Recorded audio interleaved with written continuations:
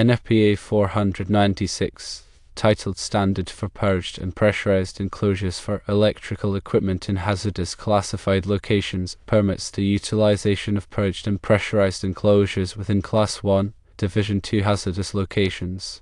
It's important to highlight that NFPA 496 does not mandate a specific NEMA enclosure number for these types of enclosures. Some vendors might suggest using a NEMA 4 or NEMA 12 enclosure as a starting point for purged and pressurized systems. These suggestions are generally rooted in industry best practices, offering enhanced protection against environmental factors such as moisture and dust. If you decide to create a custom-made enclosure, it must adhere to the requirements outlined in NFPA 496. Firstly, the enclosure must comply with all pertinent requirements of NFPA 496.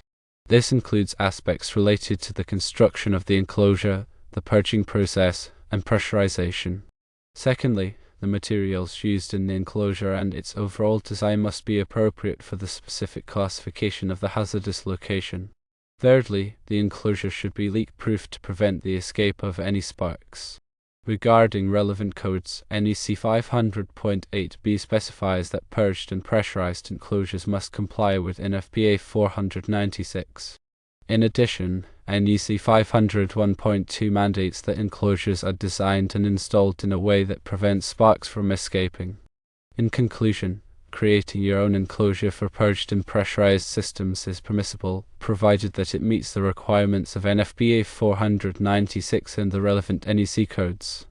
While starting with a NEMA 4 or NEMA 12 enclosure isn't strictly necessary, these enclosures can offer added protection and are recommended by some vendors in the industry. It is important to follow the requirements of NFPA 496 to comply with electrical safety standards. The construction of the enclosure, the purging process, and pressurization must be according to the standards. The design and the materials must adhere to the hazardous environment. The material used and the design of the enclosure should be considered for the specific application. Finally, to prevent the escape of sparks, the enclosure needs to be leak-proof. Several NEC codes apply to enclosures. NEC 500.8b specifies that enclosures that are purged and pressurized must adhere to the NFPA 496 standard. The design and installation to prevent sparks from escaping are mentioned under NEC 501.2. As long as the requirements of the NFPA 496 and applicable NEC codes are followed, you can make your own enclosure for purged and pressurized systems. There is no need to use a NEMA 4 or 12 enclosure in particular, but depending on the vendor these may provide additional protection. Purging and pressurization are techniques employed to protect electrical equipment installed in hazardous locations where flammable gases, vapors, or dust may be present. The goal is to prevent these hazardous substances from coming into contact with electrical components that could potentially cause ignition. NFPA 496 provides detailed guidelines for the design, installation, and maintenance of purged and pressurized enclosures to ensure safety in these environments. The standard outlines different types of purging and pressurization methods, including continuous purging, where a constant flow of clean air or inert gas is used to maintain a positive pressure within the enclosure, and intermittent purging, where the enclosure is purged before the electrical equipment is energized. It also specifies requirements for the selection of appropriate purging gases, the design of ventilation systems, and the installation of pressure monitoring devices. The construction of the enclosure must meet certain requirements to ensure that it can withstand the pressures involved and prevent the ingress of hazardous substances. The enclosure must be made of durable materials that are resistant to corrosion and degradation, and it must be designed to prevent the accumulation of dust or moisture. The enclosure must also be equipped with appropriate seals and gaskets to prevent leaks. Purging and pressurization involve maintaining a positive pressure within the enclosure relative to the surrounding environment. This positive pressure prevents hazardous substances from entering the enclosure and coming into contact with electrical components. The pressure must be carefully controlled to ensure that it is high enough to prevent ingress, but not so high that it could damage the enclosure or create a safety hazard. The effectiveness of purging and pressurization depends on the proper functioning of the ventilation system. The ventilation system must be designed to provide an adequate flow of clean air or inert gas to the enclosure, and it must be maintained in good working order to ensure that it continues to function properly. The ventilation system should also be equipped with filters to remove dust and other contaminants from the air or gas supply.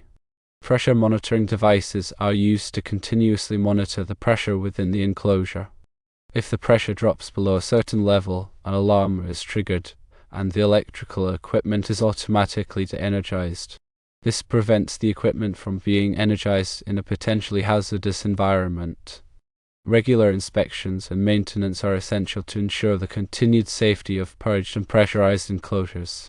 The enclosures should be inspected regularly for signs of damage or deterioration, and the ventilation system and pressure monitoring devices should be tested to ensure that they are functioning properly.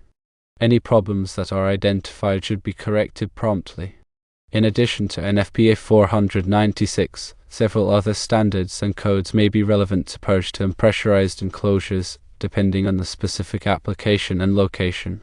These may include the National Electrical Code, which provides general requirements for electrical installations in hazardous locations, and standards from organizations such as the International Electrotechnical Commission, which provides international standards for electrical equipment.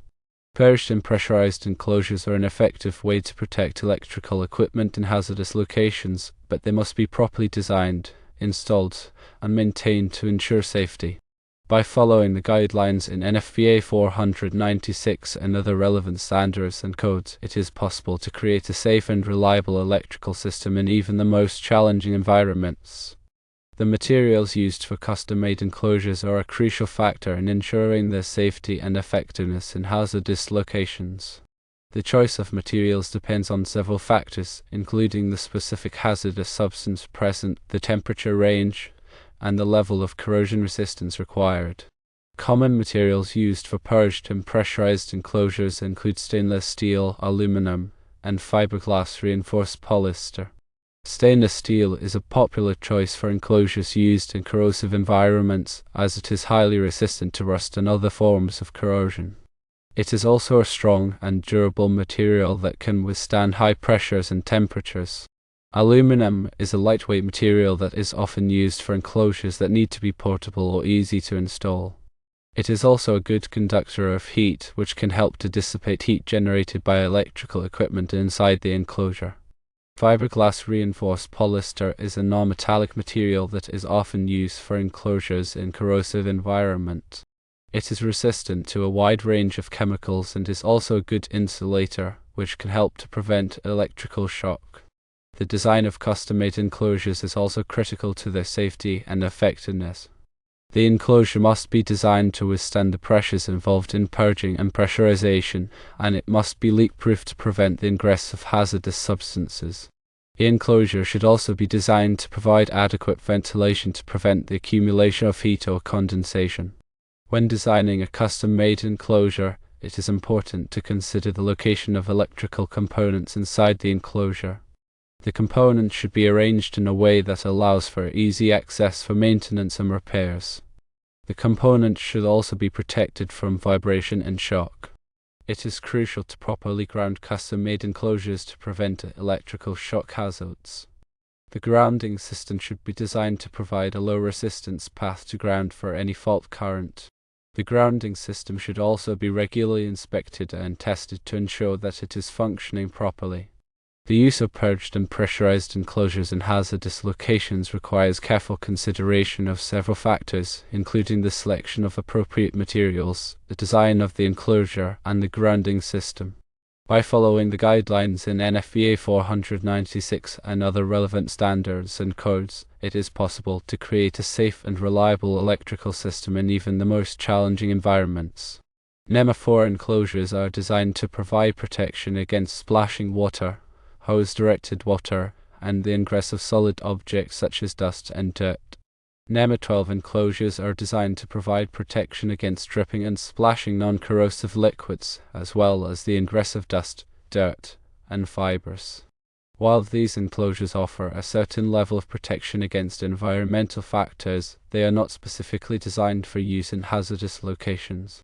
Hazardous locations are classified according to the type and concentration of hazardous substances that may be present. Class I locations are those where flammable gases or vapors may be present in the air in sufficient quantities to produce explosive or ignitable mixtures. Class Roman II locations are those where combustible dust may be present in the air in sufficient quantities to produce explosive or ignitable mixtures. Class Roman III locations are those where ignitable fibers or flyings may be present in the air in sufficient quantities to produce explosive or ignitable mixtures. Within each class, locations are further divided into divisions based on the likelihood that the hazardous substance will be present. Division 1 locations are those where the hazardous substance is present continuously, intermittently, or periodically under normal operating conditions. Division 2 locations are those where the hazardous substance is not normally present, but may be present accidentally or as a result of abnormal operating conditions. Purged and pressurized enclosures are often used in Class I, Division 2 locations to protect electrical equipment from the potential hazards of flammable gases or vapors. These enclosures are designed to maintain a positive pressure of clean air or inert gas inside the enclosure, which prevents the ingress of hazardous substances. While NFPA 496 does not specifically require the use of NEMA 4 or NEMA 12 enclosures for purged and pressurized systems, some vendors may recommend using these enclosures as a starting point. This is because NEMA 4 and NEMA 12 enclosures offer a certain level of protection against environmental factors, which can help to ensure the reliability and longevity of the purged and pressurized system. However, it is important to note that the primary requirement for purged and pressurized enclosures is that they comply with the requirements of NFPA 496. This includes requirements for enclosure construction, purging, pressurization, and pressure monitoring. As long as a custom-made enclosure meets these requirements, it can be used for purged and pressurized systems, regardless of whether it is a NEMA 4 or NEMA 12 enclosure. In addition to NFPA 496, other codes and standards may be relevant to enclosures for purged and pressurized systems. These include the National Electrical Code, which provides general requirements for electrical installations in hazardous locations, and standards from organizations such as the International Electrotechnical Commission, which provides international standards for electrical equipment. The design and installation of purged and pressurized systems should be performed by qualified personnel who are familiar with the applicable codes and standards. The system should be inspected and tested regularly to ensure that it is functioning properly and that it continues to meet the requirements of NFPA 496. By following these guidelines, it is possible to create a safe and reliable electrical system in even the most challenging hazardous locations. The NEC provides requirements for electrical equipment and wiring in hazardous locations. NEC 500.8b specifically addresses purged and pressurized enclosures, requiring them to comply with NFPA 496. This section ensures that such enclosures meet the construction, purging, pressurization, and monitoring standards necessary for safe operation in hazardous environments. NEC 501.2 focuses on the general requirements for equipment in Class I hazardous locations, which involve flammable gases or vapors. It mandates that equipment be designed and installed to prevent the ignition of these substances. For enclosures, this means ensuring they are spark-proof and capable of containing any internal explosions. This section underscores the importance of proper enclosure design and installation in preventing hazardous events. These requirements are intended to minimize the risk of explosions and fires in areas where flammable substances are present. Compliance with these codes is essential for ensuring the safety of personnel and property in hazardous locations. When constructing or selecting enclosures for such environments, it is vital to adhere to both NEC and NFPA 496 standards. In addition to NEC 500.8b and 501.2, there are other relevant NEC sections that may apply depending on the specific installation and type of hazardous location.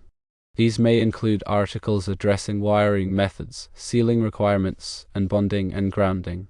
Consulting the NEC and NFPA 496 is crucial for designing and installing electrical systems in hazardous locations, and working with qualified professionals is recommended.